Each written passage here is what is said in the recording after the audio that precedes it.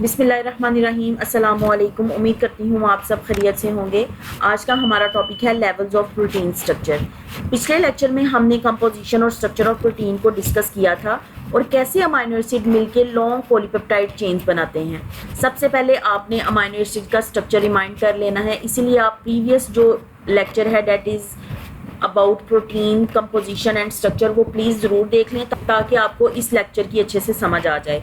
अगर हम amino acid का स्ट्रक्चर रिमाइंड करें तो उसमें एक अल्फा कार्बन होता था जिसकी एक साइड पे अमाइनो ग्रुप और एक साइड पे कार्बोक्सिल ग्रुप प्रेजेंट होता था।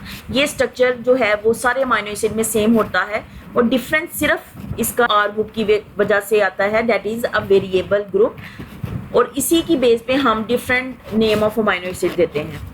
देर are 4 levels of structural organization. Structural organization होती क्या है, इसका मतलब है कि अमाइनो एसिड कैसे अरेंज होते हैं। The first one is the primary structure, then secondary structure, the third one is tertiary structure and the fourth one is quaternary structure. सबसे पहले हम प्राइमरी स्ट्रक्चर को डिस्कस करते हैं। The sequence of amino acid in polypeptide chain held together by peptide bond only. यहाँ पे आप देख सकते हैं कि बहुत से अमाइनो एसिड आपस में पेप्टाइड बॉन्ड के थ्रू लिंक्ड होते हैं। अगर अमाइनो एसिड पेप्टाइड बॉन्ड के थ्रू पॉलीपेप्टाइड चेन बनाएंगे तो ये प्राइमरी स्ट्रक्चर होगा और ये मोस्टली स्ट्रेट होता है। The next one is the secondary structure. Secondary structure is defined as polypeptide chain is linked by peptide bond as well as hydrogen bond। ऐसी polypeptide chain जिसमें पेप्टाइड बॉन्ड भी present हो लेकिन उसके साथ साथ हाइड्रोजन बॉन्डिंग भी present होती है। अब इसमें होता क्या है कि पॉलीपेप्टाइड चेन पेप्टाइड बॉन्ड से तो मिलके बनी होती है, इसके साथ साथ इसमें हाइड्रोजन बॉन्डिंग भी प्रेजेंट होती है और इसको हम सेकेंडरी स्ट्रक्चर कहते हैं। The examples are alpha helix and the beta pleated sheets. आप देख सकते हैं कि इनमें पेप्टाइड बॉन्ड भी प्रेजेंट है और ये डॉटेड लाइन जो शो हो रही है that is hydrogen bond. The next one is the tertiary structure. Tertiary structure is the 3D globular structure formed by interaction between R group। R group के बारे में मैंने आपको बताया था, that may be hydrophobic, hydrophilic और electrically charge. Detail में इसको देखने के लिए आपको प्रीवियस वीडियो को देखना पड़ेगा। टर्शियरी स्ट्रक्चर जो है इसमें डिफरेंट बॉन्ड्स प्रेजेंट होते हैं। The first one is the salt bridges और आयनिक इंटरेक्शन बॉन्ड। बहुत से अमाइनो एसिड इलेक्ट्रिकली चार्ज होते हैं, यानी इसमें पॉजिटिव और नेगेटिव चार्ज प्रेजेंट होता है, तो उनमें ये सॉल्ट ब्रिजेस और आयनिक इंटरेक्शन बॉन्ड जो है वो बनता है। The second one is disulphide bridges, यानी दो ऐसे अमाइनो एसिड आपस में इंटरेक्ट करते हैं जिनमें सल्फर एलिमेंट प्रेजेंट होता है, इनमें डाइसल्फाइड ब्रिजेस बॉन्ड जो है वो बनता है। The next one is hydrophilic interaction.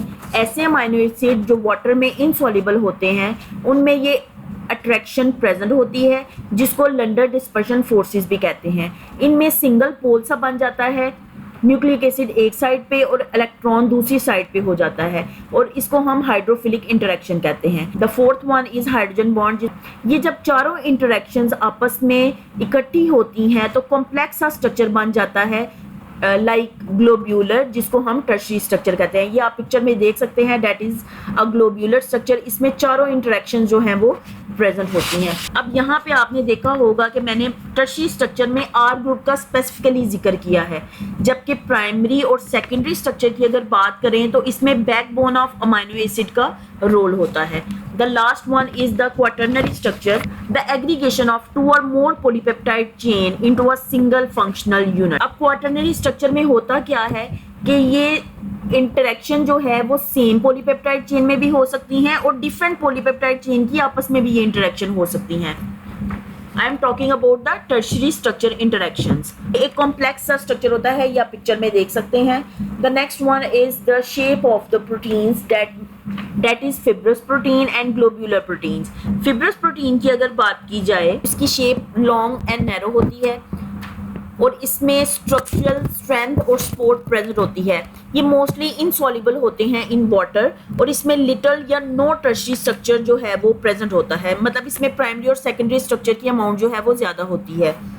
ये लेस सेंसिटिव होते हैं to changes in heat and pH. Examples are keratin जो हेयर और नेल में प्रेजेंट होती है, एक्टिन एंड मायोसिन मसल में प्रेजेंट होते हैं जो मूवमेंट में हेल्पफुल होती है, और कोलेजन जो है वो स्किन में प्रेजेंट होती है। The next one is globular structure rounded और स्फेरिकल होता है. Involves tertiary structures. Amino acid are attached in globular और spherical manners. It is soluble in water. It is more sensitive to changes in heat and pH. The examples are hemoglobin.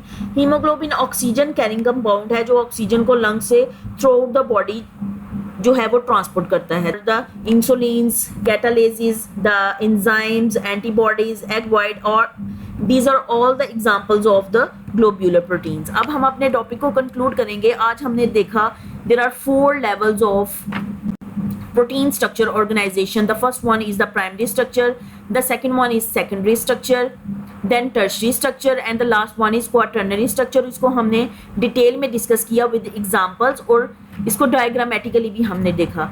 The last one is the shape of the protein that may be fibrous protein or globular proteins. और ये बहुत important question है जो mostly exam में आता है. That's all about today's topic. Thank you so much.